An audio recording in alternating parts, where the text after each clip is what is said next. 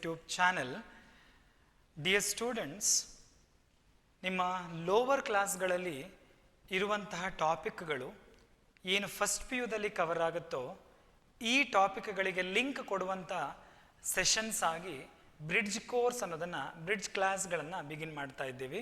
ಇವತ್ತಿನ ಬಯಾಲಜಿ ಸೆಷನಲ್ಲಿ let me take one such topic which you have already read in your 10th or lower classes.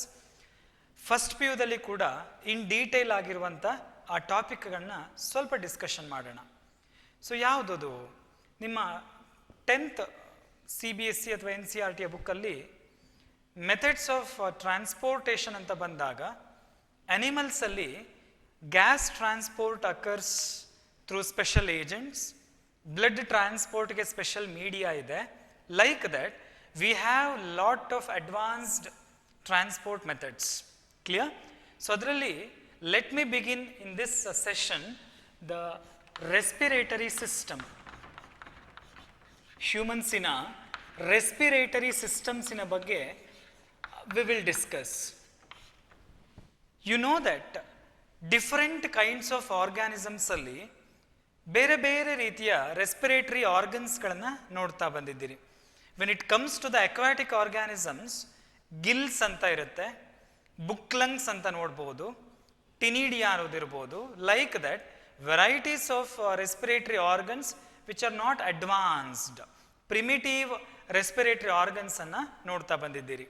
But when it comes to the human, like mammals ಅಲ್ಲಿ, advanced organisms ಅಲ್ಲಿ we have well developed lungs. ಲಂಗ್ಸಿನ through atmospheric air ಬಾಡಿಯ ಒಳಗಡೆ enter ಆಗುತ್ತೆ. ಬ್ಲಡ್ಡಲ್ಲಿ form ಆಗುವಂಥ carbon dioxide ಹೊರಗಡೆಗೆ expel ಆಗುತ್ತೆ. ಸೊ ಈ ಮೆಥಡ್ ಆಫ್ ರೆಸ್ಪಿರೇಷನ್ನಿಗೆ we have advanced respiratory system. ಹೇಗಿದೆ ಹಾಗಾದರೆ? In this session let me discuss the structure of our respiratory system. ಯಾವ ಥರ ರೆಸ್ಪಿರೇಟರಿ ಸಿಸ್ಟಮ್ಸ್ ಇದೆ ಅನ್ನೋದನ್ನು ಡಿಸ್ಕಷನ್ ಮಾಡ್ತಾ ಹೋಗೋಣ. ಸೊ ಹಾಗಾದರೆ ನಮ್ಮ ರೆಸ್ಪಿರೇಟರಿ ಸಿಸ್ಟಮ್ ನಿಮಗೆ ಗೊತ್ತಿರೋ ಹಾಗೆ ಅಡ್ವಾನ್ಸ್ಡ್ ರೆಸ್ಪಿರೇಟರಿ ಸಿಸ್ಟಮ್ ಅಂತ ಹೇಳಿದೆ.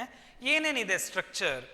Human respiratory system can be divided into 2 parts. So ಒಂದು conducting part, remember conducting part, and ಇನ್ನೊಂದನ್ನು ಎಕ್ಸ್ಚೇಂಜ್ ಪಾರ್ಟ್ ಅನ್ನೋದನ್ನು ಹೇಳ್ಬೋದು. So conducting as well as exchange part. ಏನು ಡಿಫರೆನ್ಸಸ್ ಇದೆ? What are the difference between these two? Conducting part ಅಂತ ತಗೊಂಡಾಗ it is the region, this conducting part ಅಂತ ಏನು ಕರಿತೀರಿ, it is the region which conducts external air into the respiratory system. ಹೊರಗಡೆ ಇರುವಂಥ ಏರನ್ನು ಬಾಡಿಯ ಒಳಗಡೆಗೆ ತಗೊಂಡು ಹೋಗಿ ಕೊಡೋದು, ಹಾಗೆ ಒಳಗಡೆ ಇರುವಂಥ ಕಾರ್ಬನ್ ಡೈಆಕ್ಸೈಡ್ ರಿಚ್ ಏರನ್ನು ಹೊರಗಡೆಗೆ ಸೆಂಡ್ ಮಾಡೋದು. ಇವೆಲ್ಲವೂ ಕೂಡ ಕಂಡಕ್ಟಿಂಗ್ ಪಾರ್ಟ್ ಅನ್ನೋಂಥದ್ರಲ್ಲಿ ಬರುತ್ತೆ. ವೆರಾಸ್ ಎಕ್ಸ್ಚೇಂಜ್ ಪಾರ್ಟ್ ಅಂದರೆ ಅರ್ಥ ಏನು? What is the main intention of respiration? It is ಅಟ್ಮಾಸ್ಫಿಯರ್ಲಿರುವಂಥ ಆಕ್ಸಿಜನ್ ಬ್ಲಡ್ಗೆ ಶಿಫ್ಟ್ ಆಗಬೇಕು. ಬ್ಲಡ್ಡಿನ ಥ್ರೂ ರಿಕ್ವೈರ್ಡ್ ಟಿಶ್ಯೂಗಳಿಗೆ ಆಕ್ಸಿಜನ್ ಸಪ್ಲೈ ಆಗುತ್ತೆ. ಹಾಗೆ ಟಿಶ್ಯೂಗಳಲ್ಲಿ ಮೆಟಬಾಲಿಸಮಿಂದ ಪ್ರೊಡಕ್ಷನ್ ಆಗುವಂಥ carbon dioxide need to be transported into the lung. From lung it expelled to the outside. ಅಂದರೆ exchange of oxygen carbon dioxide occurs between lungs as well as blood, between blood with the tissues. So ಈ ಪ್ರೋಸೆಸ್ಸನ್ನು ಮಾಡೋದಕ್ಕೆ exchange part ಅನ್ನೋದನ್ನು ಹೇಳ್ಬೋದು. ಹಾಗಾದರೆ ಯಾವ್ಯಾವುದು conducting ಪಾರ್ಟಲ್ಲಿ ಬರುತ್ತೆ? Conducting part ಅನ್ನೋದನ್ನು ನೀವು ತಗೊಂಡ್ರೆ it include our nostrils. Hope you know this structure. ಔಟ್ಸೈಡಲ್ಲಿರುವಂಥ ಓಪನಿಂಗ್ ನಾಸ್ಟ್ರಿಲ್ಸ್ ಇರ್ಬೋದು, ಅಥವಾ ನ್ಯಾಸೋಫೇರಿಂಗ್ಸ್. ಫ್ಯಾರಿಂಗ್ಸ್ ಅನ್ನೋದು it's a common structure for respiratory as well as digestive system. Food pass ಆಗಲಿಕ್ಕೂ ಬೇಕು, ಏರ್ ಪಾಸ್ ಆಗಲಿಕ್ಕೂ ಬೇಕು. ಯಾವ ಫ್ಯಾರಿಂಗ್ಸಿನ ಪಾರ್ಟು ಏರ್ ಕಂಡಕ್ಷನ್ಗೆ ಹೆಲ್ಪ್ ಮಾಡುತ್ತೋ ಅದನ್ನು ನ್ಯಾಸೋ ಫ್ಯಾರಿಂಗ್ಸ್ ಅಂತ ಕರಿತೀವಿ. ಇದಿರ್ಬೋದು, ಅಥವಾ it may be larynx, voice box which produce a sound. Larynx ಇರ್ಬೋದು, or it may B structure like trachea windpipe ಅಂತ ಕರಿತೀರಾ, as well as bronchi. Clear? ಇದಿಷ್ಟು ಎಕ್ಸ್ಚೇಂಜಿಂಗ್ ಪಾರ್ಟ್, ಕಂಡಕ್ಟಿಂಗ್ ಪಾರ್ಟಿಗೆ ಸೇರಿಕೊಳ್ಳುತ್ತೆ. When it comes to the exchange part between lungs and blood vessels, gases ಅನ್ನು exchange ಮಾಡೋದ್ರಲ್ಲಿ we have alveoli, air sacs ಅಂತ ಏನು ಕರಿತೀರಾ, alveoli, they take part in exchange of gases. Alveoli ಇದೆ with they are connected with blood vessels. Clear? So now I am going to draw all these parts. ಏನೇನದರ features ಇದೆ, what are the main functions of conducting part, just conduction ಅನ್ನು ಮಾತ್ರ ಮಾಡುತ್ತಾ ಅಥವಾ exchange ಪಾರ್ಟಿನ ಕೆಲಸ ಏನು, structure ಏನು ಅನ್ನೋದನ್ನು ಡೀಟೇಲ್ ಆಗಿ with diagram we will discuss. So ಹಾಗಾದರೆ let me begin with the conducting part. Conducting part ಅಲ್ಲಿ, as I said earlier, it includes the structures which receive external gas, which expel the carbon dioxide rich gas. So ಹಾಗಾದರೆ it begins with a structure named as, ಈ ಥರ ಎರಡು opening ಇರುವಂಥ structure ಇದೆ, and this structure is named as nostrils. Very small nostrils. ಏನು ವರ್ಕನ್ನು ಮಾಡುತ್ತೆ? Remember dear students, nostrils ಅನ್ನೋದು it is not only for entry of gases. All we are aware that nostrils have hair, cilia ಇದೆ ಅದರಲ್ಲಿ. ಆ ಸಿಲಿಯಾದ functions ಏನು? It is not only having cilia, nostrils ಅಲ್ಲಿರುವಂಥ cilia with mucus glands ಏನು ಫಂಕ್ಷನನ್ನು ಮಾಡುತ್ತೆ ಅಂದರೆ, the cilia and mucus they trap the microbes or they trap dust or whatever may be outside substance. ಬಾಡಿಗೆ ಅಥವಾ ನೇಸಲ್ ಕ್ಯಾವಿಟಿಗೆ ಎಂಟ್ರ್ ಆಗ್ತಾ ಇರುವಂಥ any unwanted ಸಬ್ಸ್ಟೆನ್ಸ್ಗಳನ್ನು trap ಮಾಡಲಿಕ್ಕೆ ಸಿಲಿಯಾ ಇದೆ. ಮ್ಯೂಕಸ್ ಗ್ಲ್ಯಾಂಡ್ಸ್ ಇದೆ, they secrete mucus. Along with that they warm the air. ಬಾಡಿಗೆ entry ಆಗುವಂಥ ಏರನ್ನು ವಾರ್ಮ್ ಮಾಡುವಂಥ ಕೆಲಸ ಕೂಡ ಈ ಸೆಲ್ಗಳು, ಸಿಲಿಯಾ ಮತ್ತು ಮ್ಯೂಕಸ್ ಗ್ಲ್ಯಾಂಡ್ಸು ಮಾಡುತ್ತೆ. So that nostril give rise to a common structure both for respiratory and digestive system, and that is named as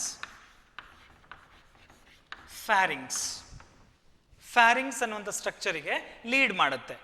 this pharynx then give rise to a structure which is like this, and this structure is represented as glottis, glottis, glottis, and this glottis covered by are present on a structure named as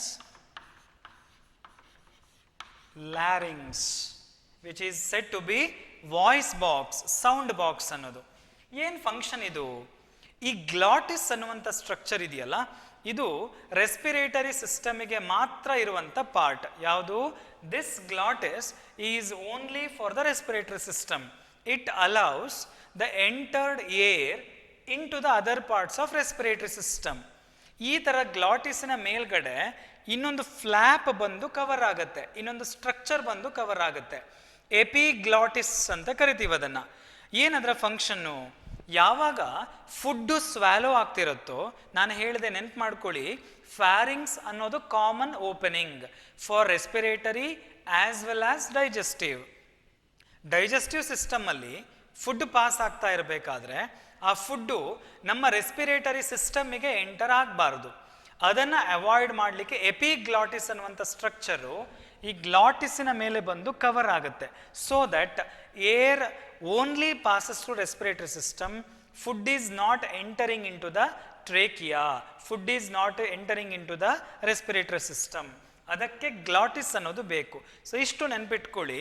function of ಗ್ಲಾಟಿಸ್ ಏನಪ್ಪ ಅಂದರೆ, ಇದು respiratory ಸಿಸ್ಟಮಲ್ಲಿ gas as it is pass ಆಗಲಿಕ್ಕೆ help ಮಾಡುವಂಥ aperture.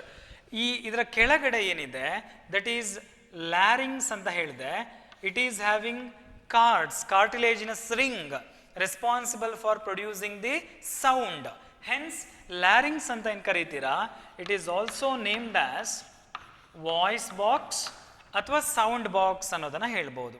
This larynx then give rise to another elongated tube which is again covered with many cartilaginous rings, and this tube ಏನಿದೆ it is named as trachea ಅಥವಾ windpipe ಅಂತ ಕರಿಬಹುದು. This trachea at its terminal part divided into two branches, ಎರಡು division ಆಗಿ ಹೀಗೆ divide ಆಗಿದೆ. So they are also having the rings, ಈ ಥರ ಕಾರ್ಟಿಲೇಜಿನಸ್ ರಿಂಗ್ಸ್ ಇದೆ. And these two structure are named as bronchus, bronchi ಅಥವಾ ಬ್ರಾಂಕಸ್ ಅಂತ ಕರಿಬಹುದು.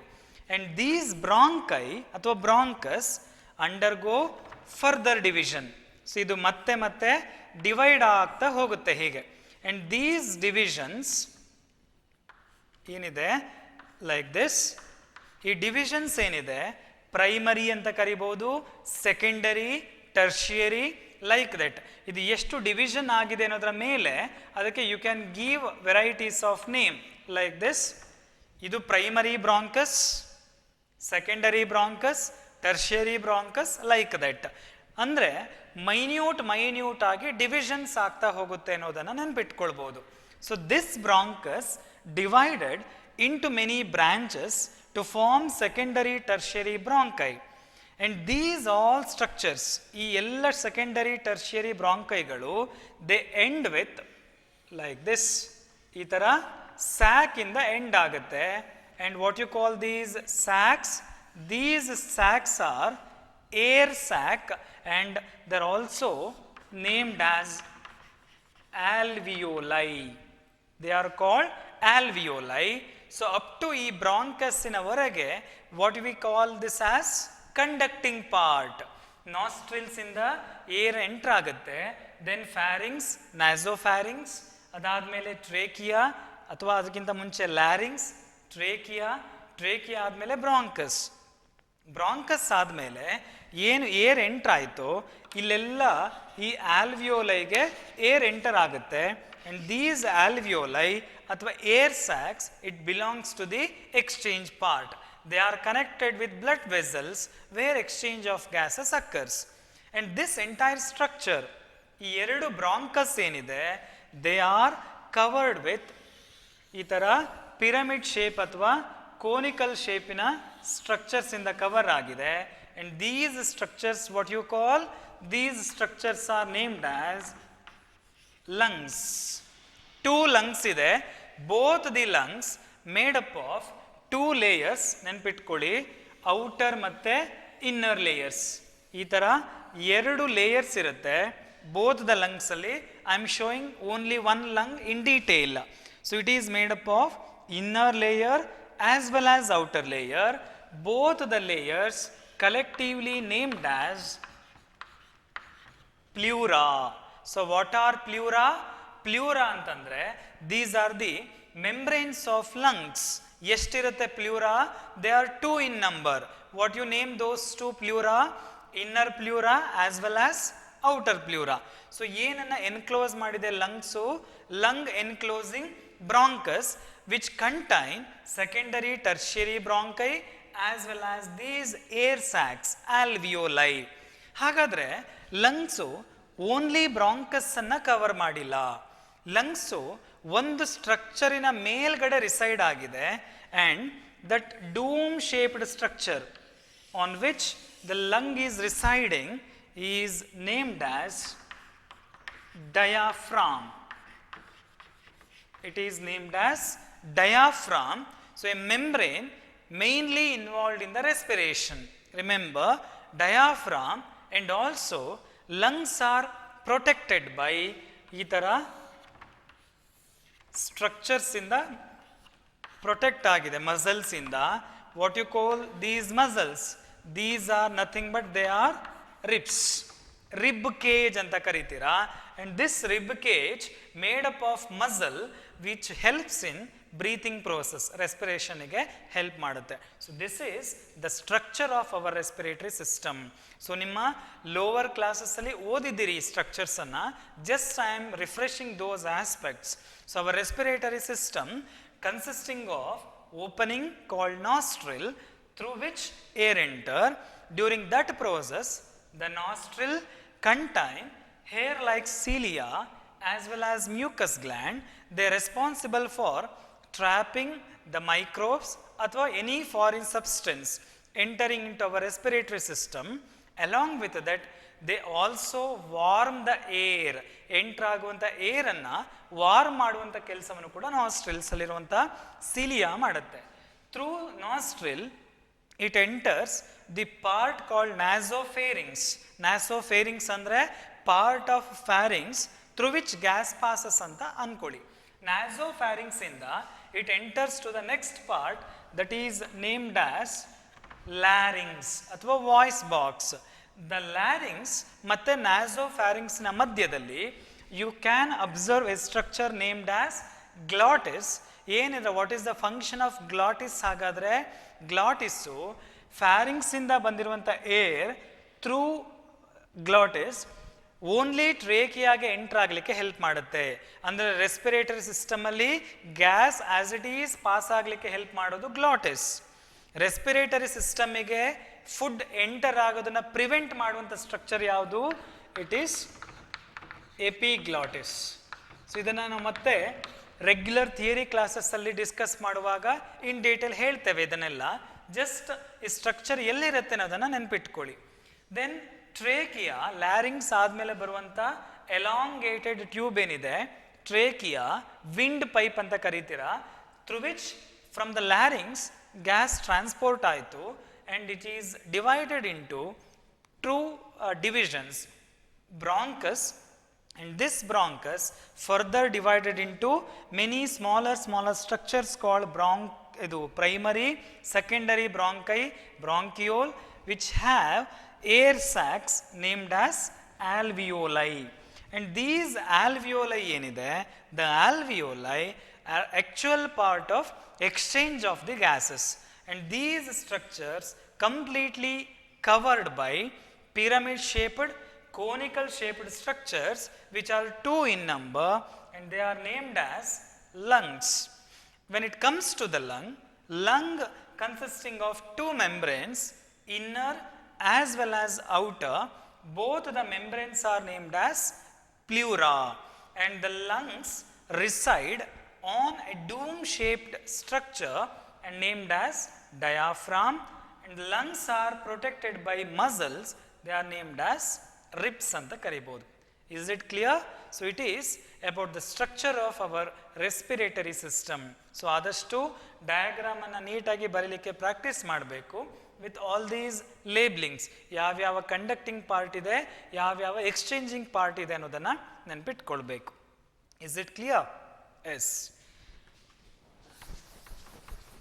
ಆಫ್ಟರ್ ನೋಯಿಂಗ್ ದಿಸ್, ನಿಮಗೆ ಕಂಪ್ಲೀಟ್ ಆಗಿ ಸ್ಟ್ರಕ್ಚರ್ ಗೊತ್ತಾಗಿದ್ರೆ, let me give next concept, mechanism of respiration. Mechanism of respiration. ಏನೇನು ಈವೆಂಟ್ಸ್ ಇದೆ ರೆಸ್ಪಿರೇಷನ್ ಅನ್ನುವಂಥ ಪ್ರೋಸೆಸ್ಸಲ್ಲಿ? Respiration process involves mainly 3 steps respiration alli. So it include first step anna named as breathing anta name ಮಾಡಬಹುದು, breathing, or it is also named as pulmonary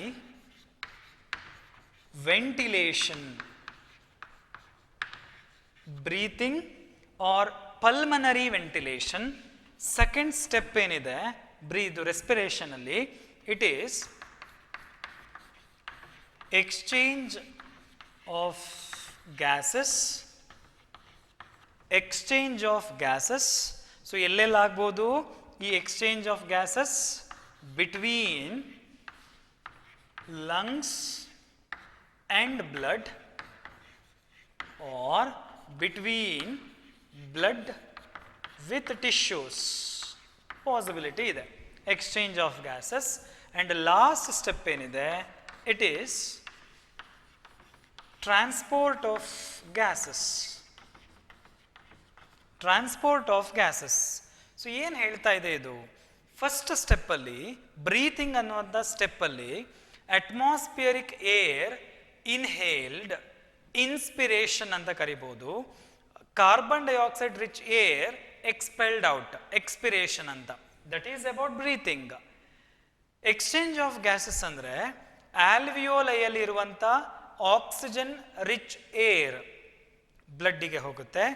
ಬ್ಲಡ್ಡಲ್ಲಿರುವಂಥ carbon dioxide moves to the lungs, ಅದು exchange of gases. Similarly ಬ್ಲಡ್ಡಲ್ಲಿರುವಂಥ oxygen ಟಿಶ್ಯೂಸಿಗೆ ಹೋಗುತ್ತೆ, ಟಿಶ್ಯೂಸಲ್ಲಿರುವಂಥ carbon dioxide ಬ್ಲಡ್ಡಿಗೆ ಬರುತ್ತೆ. So ಇದರ ಬಗ್ಗೆ ಮತ್ತೆ ಡೀಟೇಲ್ ಆಗಿ ಹೇಳ್ತೀನಿ ನಾನು. ಟ್ರಾನ್ಸ್ಪೋರ್ಟ್ ಆಫ್ ಗ್ಯಾಸಸ್, ಬ್ಲಡ್ಡಲ್ಲಿ through blood up to the tissues, how oxygen moves, how carbon dioxide moves ಅನ್ನೋದು ಟ್ರಾನ್ಸ್ಪೋರ್ಟ್ ಆಫ್ ಗ್ಯಾಸಸ್. ಸೊ ಇವತ್ತಿನ ಈ ಸೆಷನ್ನಲ್ಲಿ ಬ್ರೀತಿಂಗ್ ಅಥವಾ ಪಲ್ಮನರಿ ವೆಂಟಿಲೇಷನ್ ಹೇಗಾಗುತ್ತೆ ಅನ್ನೋದನ್ನು ಡಿಸ್ಕಷನ್ ಮಾಡೋಣ. ರಿಮೈನಿಂಗ್ 2 ಅನ್ನು ನೆಕ್ಸ್ಟ್ ಸೆಷನ್ನಲ್ಲಿ ಮತ್ತೆ ಸ್ಟಾರ್ಟ್ ಮಾಡ್ತಾ ಹೋಗ್ತೀನಿ. So let me discuss the first step of breathing, that is breathing ಅಥವಾ pulmonary ventilation.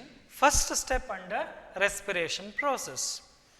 Dear students, breathing ಅಂತ ಹೇಳುವಂಥ ಪ್ರೋಸೆಸ್ ಏನಿದೆ, ಬ್ರೀತಿಂಗ್ ಸಿಂಪ್ಲಿ ಹೇಳಬೇಕಂದ್ರೆ atmospheric air is taken in which is rich in oxygen, carbon dioxide rich air expelled out. ಅಂದರೆ ಬಾಡಿಯ ಒಳಗಡೆಗೆ oxygen rich ಏರನ್ನು ಅಟ್ಮಾಸ್ಫಿಯರಿಂದ ತಗೊಳ್ಳೋದು. ನಮ್ಮ ಲಂಗ್ಸಲ್ಲಿ ಇರುವಂಥ ಕಾರ್ಬನ್ ಡೈಆಕ್ಸೈಡ್ ರಿಚ್ ಏರನ್ನು ಲಂಗ್ಸಿಂದ ಹೊರಗಡೆಗೆ ಹಾಕೋದು, ಅಟ್ಮಾಸ್ಫಿಯರಿಗೆ ಹಾಕೋದು. So it is the process which involve exchange of gas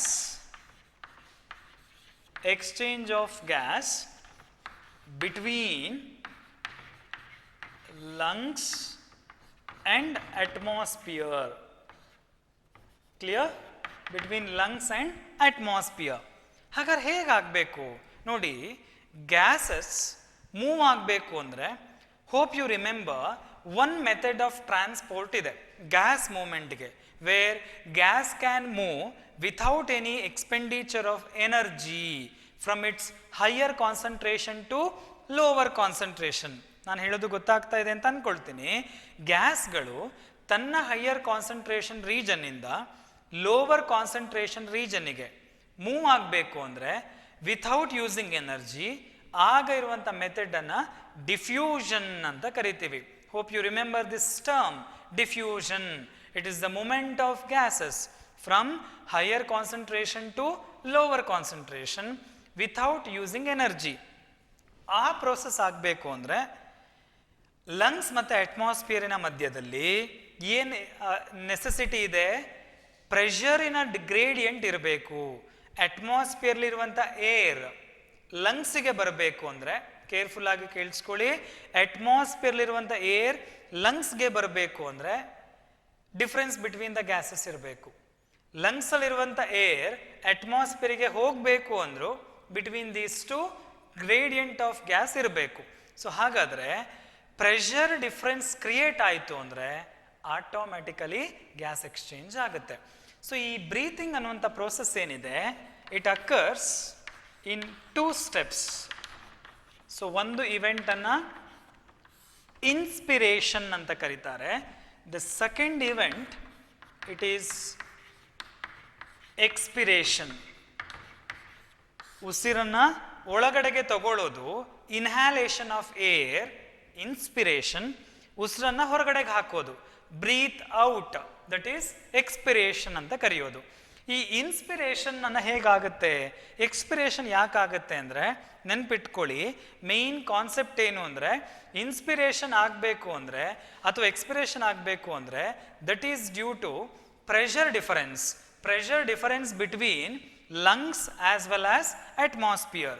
so ಹಾಗಾದರೆ inspiration ಪ್ರೋಸೆಸ್ಸಲ್ಲಿ ಅಟ್ಮಾಸ್ಫಿಯರಲ್ಲಿ ಪ್ರೆಷರ್ ಈಸ್ ಹೈ ಲಂಗ್ಸಲ್ಲಿ ಪ್ರೆಷರ್ ಈಸ್ ಲೋ. ಲಂಗ್ಸಲ್ಲಿ ಪ್ರೆಷರ್ ಕಡಿಮೆ ಇರಬೇಕು, ಅಟ್ಮಾಸ್ಫಿಯರ್ಲಿ ಪ್ರೆಷರ್ ಜಾಸ್ತಿ ಇರಬೇಕು. whereas ಎಕ್ಸ್ಪಿರೇಷನ್ ಆಗಬೇಕಾದ್ರೆ ಅಟ್ಮಾಸ್ಫಿಯರಲ್ಲಿ ಪ್ರೆಷರ್ ಲೋ ಇರಬೇಕು ಆ್ಯಂಡ್ ಲಂಗ್ಸಲ್ಲಿ ಪ್ರೆಷರ್ ಹೈ ಇರಬೇಕು. So it is the main concept, exchange between two structures. So ಹೇಗಾಗತ್ತಿದು? ಹೇಗೆ ಇನ್ಸ್ಪಿರೇಷನ್ಗೆ ಬನ್ನಿ. How during inspiration lungs have low pressure. ಯಾಕೆ ಲೋ ಪ್ರೆಷರ್ ಆಗುತ್ತೆ ಅನ್ನೋದನ್ನು ಅರ್ಥ ಮಾಡ್ಕೊಳ್ಬೇಕು. ಸೊ ನಾನು ಹೇಳೋದು ಅರ್ಥ ಆಗ್ತಿದೆ ಅಂತ ಅಂದ್ಕೊಳ್ತೀನಿ. ಇನ್ಸ್ಪಿರೇಷನ್ ಅನ್ನುವಂಥ ಪ್ರೋಸೆಸ್ಸಲ್ಲಿ, ಇನ್ಹ್ಯಾಲೇಷನ್ ಆಫ್ ಏರ್ ಅನ್ನುವಂಥ ಪ್ರೋಸೆಸ್ಸಲ್ಲಿ ಲಂಗ್ಸಲ್ಲಿ ಪ್ರೆಷರ್ ಕಡಿಮೆ ಇರುತ್ತೆ, ಅಟ್ಮಾಸ್ಫಿಯರಲ್ಲಿ ಪ್ರೆಷರ್ ಇಸ್ ಹೈ. ಯಾಕೆ ಅಂದರೆ ನೋಡಿ, ಈ ಥರ ಡಯಾಫ್ರಾಮ್ ಇದೆ. ಸೊ ಡಯಾಫ್ರಾಮಿನ ಮೇಲ್ಗಡೆ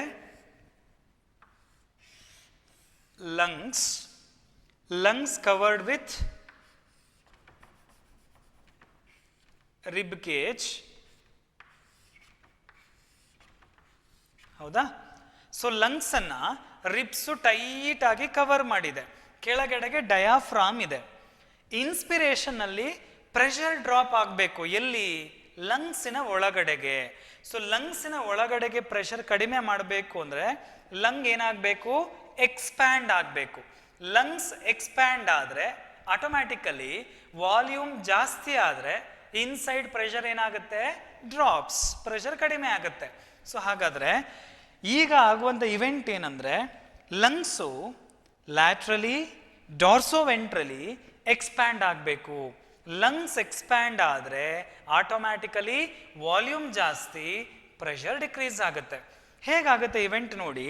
ಡ್ಯೂರಿಂಗ್ ದಿಸ್ ಒಂದಾಗೋದು ಈ ರಿಪ್ಸ್ ಇದೆಯಲ್ಲ, ರಿಪ್ಸಿನ muscles, the muscles of ribs ಏನಿದೆ ಇಂಟರ್ಕೋಸ್ಟಲ್ ಮಸಲ್ ಅಂತ ಕರೀತಾರೆ. Remember, these are muscles of rib. Intercostal muscles of rib ಏನಿದೆ, ಹಾಗೇನೆ muscle of diaphragm, phrenic muscle, PHRENIC, phrenic muscle ಅಂದರೆ it is the muscle of diaphragm.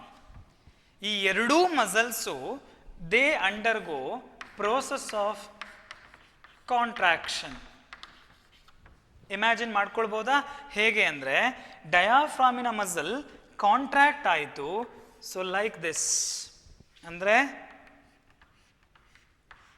Diaphragm ಇಷ್ಟು ಕೆಳಗಡೆ ಬಂತು. ಹೀಗೆ ಕಾಂಟ್ರಾಕ್ಷನ್ ಆದರೆ ಡಯಾಫ್ರಾಮ್ ಡೂಮ್ ಶೇಪ್ ಇತ್ತಲ್ಲ, ಡೂಮ್ ಶೇಪ್ ಇರೋದು ಏನಾಗಬೇಕು? ಫ್ಲ್ಯಾಟ್ ಆಯಿತು. ಸೊ ಅರ್ಥ ಆಗ್ತಿದೆಯಾ? ಈ ಥರ ಇದೆ ಡಯಾಫ್ರಾಮ್, ಇದರ ಮೇಲ್ಗಡೆ ಲಂಗ್ಸ್ ಇದೆ. ಈ ಡಯಾಫ್ರಾಮಿನ ಮಸಲ್ ಕಾಂಟ್ರಾಕ್ಷನ್ ಅಂದರೆ ಹೀಗೆ, ಈ ಥರ ಆದರೆ ಇದು ಲಂಗ್ಸ್ ಇದೆ ಮೇಲ್ಗಡೆ, ಆಟೋಮ್ಯಾಟಿಕಲಿ ಗ್ಯಾಪ್ ಜಾಸ್ತಿ ಆಯಿತು ನೋಡಿ, volume. So you can imagine. So this is diaphragm, ಮೇಲ್ಗಡೆ ಲಂಗ್ಸ್ ಇದೆ. ನಾವು ಈ dome shaped diaphragm due to contraction like this, automatically gap ಜಾಸ್ತಿ ಆಯಿತು, ಇಲ್ಲಿ ವಾಲ್ಯೂಮ್ ಜಾಸ್ತಿ ಆಯಿತು. ಸೈಮಲ್ಟೇನಿಯಸ್ಲಿ ರಿಬ್ಸ್ ಏನಿದೆ ಎಕ್ಸ್ಪ್ಯಾಂಡ್ ಆಯಿತು. ರಿಬ್ ಹೀಗೆ ಎಕ್ಸ್ಪ್ಯಾಂಡ್ ಆದರೆ ಆಟೋಮ್ಯಾಟಿಕಲಿ ನೋಡಿ ಇಷ್ಟು. So like this ribs expand ಆದರೆ ಲಂಗ್ ಕೂಡ ಎಕ್ಸ್ಪ್ಯಾಂಡ್ ಆಯಿತು. This is how during inspiration volume of lung increases. ಹೇಗೆ ಲಂಗ್ಸಿನ ವಾಲ್ಯೂಮ್ ಇನ್ಕ್ರೀಸ್ ಆಯಿತು? ಲಂಗ್ಸನ್ನು ಟೈಟ್ ಆಗಿ ಕವರ್ ಮಾಡಿರುವಂಥ ರಿಬ್ಸ್ ಏನಿದೆ, ಮಸಲ್ ಆಫ್ ರಿಬ್ ಎಕ್ಸ್ಪ್ಯಾಂಡ್ ಆಯಿತು. Automatically lung is A just like sponge. ಅದು ನೀವು ಕಂಪ್ರೆಸ್ ಮಾಡಿದರೆ ಕಂಪ್ರೆಸ್ ಆಗುತ್ತೆ, ಲೂಸ್ ಬಿಟ್ಟರೆ ಎಕ್ಸ್ಪ್ಯಾಂಡ್ ಆಗುತ್ತೆ. ಸೊ ಇಲಾಸ್ಟಿಸಿಟಿ ಇದೆ. ಟೈಟ್ ಆಗಿರುವಂಥ ಲಂಗ್ಸ್ ಎಕ್ಸ್ಪ್ಯಾಂಡ್ ಆಯಿತು. ಯಾಕೆ? Due to contraction of muscle of rib. ರಿಬ್ಸಿನ ಮಸಲ್ಗೆ ಏನಂತ ಕರಿತೀರಾ? You name the muscle of rib as intercostal muscle. Simultaneously diaphragm dome ಶೇಪಲ್ಲಿತ್ತು, ಇದರ ಮಸಲ್ ಕಾಂಟ್ರಾಕ್ಷನ್ ಆಯಿತು. ನೇಮ್ ಆಫ್ ಮಸಲ್ ಏನು? Phrenic muscle. Phrenic muscle contraction ಆಗ್ತಿದ್ದ ಹಾಗೇನೆ ಡಯಾಫ್ರಾಮಲ್ಲಿ ಇಷ್ಟು ಜಾಗ ಜಾಸ್ತಿ ಆಯಿತು, ಥೊರಾಕ್ಸಲ್ಲಿ ಇಷ್ಟು ಎಕ್ಸ್ಪ್ಯಾಂಡ್ ಆಯಿತು. Over all lung get expanded. Lung expand ಆದರೆ ವಾಲ್ಯೂಮ್ ಜಾಸ್ತಿ ಆದರೆ ಪ್ರೆಷರ್ ಡಿಕ್ರೀಸ್ ಆಯಿತು, ಅಟ್ಮಾಸ್ಫಿಯರಲ್ಲಿ ಪ್ರೆಷರ್ ಜಾಸ್ತಿ, ಲಂಗಲ್ಲಿ ಪ್ರೆಷರ್ ಡ್ರಾಪ್ ಆಯಿತು. From atmosphere air enters into the lungs. Is it clear? Whereas during ಎಕ್ಸ್ಪಿರೇಷನಲ್ಲಿ ಏನಾಗುತ್ತೆ ಇವೆಂಟ್ ಅಂದರೆ ಇದರ ರಿವರ್ಸ್. ಏನಾಗಬೇಕು? ಎಕ್ಸ್ಪಿರೇಷನಲ್ಲಿ intercostal muscle as well as phrenic muscle, they relax. So relax ಆದರೆ lung normal shape. So normal shape ಆದರೆ volume decreases. Volume decrease ಆದರೆ pressure ಏನಾಗಬೇಕು? Pressure increases. So ಅಲ್ಲಿ ಹೇಳ್ತೀನಿ ಹೇಗಾಗುತ್ತೆ ಅನ್ನೋದು. ಈ ಥರ ಇನ್ಸ್ಪಿರೇಷನ್ ಆಗುವಾಗ ಡೂಮ್ ಶೇಪ್ ಇತ್ತು, ಅದರ ಮೇಲ್ಗಡೆ ಲಂಗ್ಸ್ ಇತ್ತು. ಸೊ ದಟ್ ವಾಲ್ಯೂಮ್ ಡಿಫ್ರೆನ್ಸ್ ಆಗಬೇಕೀಗ. ಇನ್ಸ್ಪಿರೇಷನಲ್ಲಿ ಡಯಾಫ್ರಾಮಿನ ಮಸಲ್ ಕಾಂಟ್ರಾಕ್ಟ್ ಆಯಿತು. ಸೊ ಈ ಥರ ಗ್ಯಾಪ್ ಕ್ರಿಯೇಟ್ ಆಯಿತು. ಸೇಮ್ ಟೈಮಲ್ಲಿ ಲಂಗ್ಸಿನ ಸುತ್ತ ಇರುವಂಥ ಇದು ಇಂಟ್ರಕೋಸ್ಟಲ್ ಮಸಲ್ ಕೂಡ ಎಕ್ಸ್ಪ್ಯಾಂಡ್ ಆಯಿತು. ಓವರ್ ಆಲ್ ಆಗಿ ಲಂಗಲ್ಲಿ ವಾಲ್ಯೂಮ್ ಜಾಸ್ತಿ ಆಗಿತ್ತು, ಪ್ರೆಷರ್ ಡಿಕ್ರೀಸ್ ಆಗಿತ್ತು. Can you imagine this? Expiration ಆಗ್ಬೇಕಾದ್ರೆ ಏನಾಗುತ್ತೆ, ಈ ಡಯಾಫ್ರಾಮಿನ ಮಸಲ್ ಏನು ಕಾಂಟ್ರಾಕ್ಟ್ ಆಗಿತ್ತು ರಿಲ್ಯಾಕ್ಸ್ ಆಗುತ್ತೆ. That mean it comes to the normal shape like this. ಮತ್ತೆ ಮೊದಲನ ಹಾಗೆ ಡೂಮ್ ಶೇಪ್ ಆಯಿತು. ಸೈಮಲ್ಟೇನಿಯಸ್ಲಿ ಈ ಲಂಗಿಂದ ಮಸಲ್ ಎಕ್ಸ್ಪ್ಯಾಂಡ್ ಆಗಿತ್ತಲ್ಲ, intercostal muscle of rib, they get compressed, shrink ಆಯಿತು. Shrink in the sense relax ಆಯಿತು. ಯಾವಾಗ ಈ ಮಸಲ್ ರಿಲ್ಯಾಕ್ಸ್ ಆಯಿತು, ಲಂಗ್ ಕೂಡ ಏನಾಗಬೇಕು? ಕಂಪ್ರೆಸ್ ಆಯಿತು. ಲಂಗಿನ ಸೈಜ್ ಕಡಿಮೆ ಆಯಿತು. ಮೇಲ್ಗಡೆ ಇಲ್ಲಿ ಡಯಾಫ್ರಾಮ್ ಕೂಡ ನಾರ್ಮಲ್ ಆಯಿತು. ಓವರ್ ಆಲ್ ಏನಾಯಿತು ಇಮ್ಯಾಜಿನ್ ಮಾಡಿಕೊಂಡ್ರೆ, ಲಂಗಿನ ಕವರ್ ಮಾಡಿದ ರಿಬ್ ಕಂಪ್ರೆಸ್ ಆಗಿದ್ರಿಂದ ವಾಲ್ಯೂಮ್ ಕಮ್ಮಿ ಆಯಿತು ಲಂಗ್ಸಲ್ಲಿ. ಡಯಾಫ್ರಾಮ್ ಕೂಡ ನಾರ್ಮಲ್ ಆಗಿದ್ರಿಂದ ಈ ಗ್ಯಾಪ್ ಕೂಡ ಕಮ್ಮಿ ಆಯಿತು. ಈ ಗ್ಯಾಪು ನಾರ್ಮಲ್ ಆಯ್ತಿದು. ಸೊ ಹೀಗೆ ಕಂಪ್ರೆಸ್ ಆಗಿದ್ರಿಂದ ಲಂಗ್ಸಲ್ಲಿ ಪ್ರೆಷರ್ ಜಾಸ್ತಿ ಆಯಿತು. ಸೈಜ್ ಕಡಿಮೆ ಆಗಿದ್ರಿಂದ, ವಾಲ್ಯೂಮ್ ಕಡಿಮೆ ಆಗಿದ್ರಿಂದ volume decrease and pressure increases. ಅಟ್ಮಾಸ್ಫಿಯರ್ಗಿಂತ ಪ್ರೆಷರ್ ಜಾಸ್ತಿ ಆಯಿತು, ಹೆನ್ಸ್ ಲಂಗ್ಸಿಂದ ಏರ್ ಹೊರಗಡೆಗೆ ಪಾಸ್ ಆಗುತ್ತೆ. Is it clear? ಎಕ್ಸ್ಪಿರೇಷನಲ್ಲಿ ಏನು ಇವೆಂಟ್ ಆಗೋದು? Relaxation of two muscles. ರಿಬ್ಬನ್ನು ಕವರ್ ಮಾಡಿರುವಂಥ ಮಸಲ್ ಕಂಪ್ರೆಸ್ ಆಗುತ್ತೆ. ಡಯಾಫ್ರಾಮ್ ಏನು ಫ್ಲ್ಯಾಟ್ ಆಗಿತ್ತು ನಾರ್ಮಲ್ ಆಗುತ್ತೆ. So volume decreases, pressure increase, hence air gets out from the lungs. ಇದು ಎಕ್ಸ್ಪಿರೇಷನ್. ಸೊ ಇಷ್ಟು ಇವೆಂಟ್ಸನ್ನು ನೆನ್ಪಿಟ್ಕೊಳ್ಳಿ. ಇನ್ಸ್ಪಿರೇಷನಲ್ಲಿ ಇನ್ಹ್ಯಾಲೇಷನ್ ಆಫ್ ಏರ್, ಎಕ್ಸ್ಪಿರೇಷನಲ್ಲಿ expelling of air. Inhalation ಯಾಕಾಗುತ್ತೆ? Decrease in volume of air, ಏರಿನ ಒಳಗಡೆಗೆ ಪ್ರೆಷರ್ ಕಡಿಮೆ ಆಯಿತು. ಸಾರಿ, ಲಂಗ್ಸಿನ ಒಳಗಡೆಗೆ ಪ್ರೆಷರ್ ಕಡಿಮೆ ಆಯಿತು, ವಾಲ್ಯೂಮ್ ಜಾಸ್ತಿ ಆಯಿತು. ಎಕ್ಸ್ಪಿರೇಷನ್ ಆಗಿ ಯಾಕಾಗುತ್ತೆ? ಲಂಗ್ಸಿನ ಒಳಗಡೆಗೆ ಪ್ರೆಷರ್ ಜಾಸ್ತಿ, ವಾಲ್ಯೂಮ್ ಕಡಿಮೆ ಆಗಿದ್ರಿಂದ. Now you have to remember ಯಾಕೆ ಇನ್ಸ್ಪಿರೇಷನಲ್ಲಿ ವಾಲ್ಯೂಮ್ ಜಾಸ್ತಿ ಆಯಿತು, ಪ್ರೆಷರ್ ಯಾಕೆ ಡ್ರಾಪ್ ಆಯಿತು ಅಂತ. ಇನ್ಸ್ಪಿರೇಷನ್ ಆಗಬೇಕಾದ್ರೆ muscles of rib cage expand ಆಯಿತು, ಡಯಾಫ್ರಾಮ್ ಮಸಲ್ ಎಕ್ಸ್ಪ್ಯಾಂಡ್ ಆಯಿತು. So volume of the lung increases, pressure decreases. ಅದೇ ಎಕ್ಸ್ಪಿರೇಷನ್ ಆಗಬೇಕಾದ್ರೆ ಲಂಗ್ಸಿನ ಮಸಲ್, ರಿಬ್ ಕೇಜಿನ ಮಸಲ್ ಕಂಪ್ರೆಸ್ ಆಯಿತು, ಡಯಾಫ್ರಾಮಿನ ಮಸಲ್ ರಿಲ್ಯಾಕ್ಸ್ ಆಯಿತು. So volume decreases, pressure increases ಅನ್ನೋದನ್ನು ನೆನ್ಪಿಟ್ಕೊಳ್ಬೇಕು. Is it clear? So just ಇದನ್ನು ರಿವೈಸ್ ಮಾಡ್ಕೊಳ್ಳಿ. ಹೇಗೆ ನೀವು ನಿಮ್ಮ 10th ಕ್ಲಾಸ್ಗಳಲ್ಲಿ ಏರ್ ಎಂಟರ್ ಆಗುತ್ತೆ inspiration, expelling of the air expiration ಅಷ್ಟನ್ನು ಓದಿದ್ರಿ. I have explain little bit more ಹೇಗಾಗುತ್ತೆ ಈ ಪ್ರೋಸೆಸ್, ಯಾಕೆ ಏರ್ ಹೊರಗಡೆ ಹೋಗಬೇಕು ಇನ್ಸ್ಪಿರೇಷನಲ್ಲಿ, ವೈ ಎಕ್ಸ್ಪಿರೇಷನಲ್ಲಿ ಏರ್ ಎಂಟರ್ ಆಗುತ್ತೆ ಅನ್ನೋದನ್ನು ಹೇಳಿದ್ದೀನಿ. ಸೊ ಇದಿಷ್ಟು ಇವತ್ತಿನ ಸೆಷನ್ಗೆ ಸಾಕು. ನೆಕ್ಸ್ಟ್ ಸೆಷನ್ನಲ್ಲಿ ರಿಮೈನಿಂಗ್ 2 ಪ್ರೋಸೆಸ್ ಇದೆಯಲ್ಲ, ಯಾವ್ಯಾವುದು? Exchange of gases as well as transport of gases. ಇದನ್ನು ಮತ್ತೆ ಡಿಸ್ಕಷನ್ ಮಾಡೋಣ. Is it clear?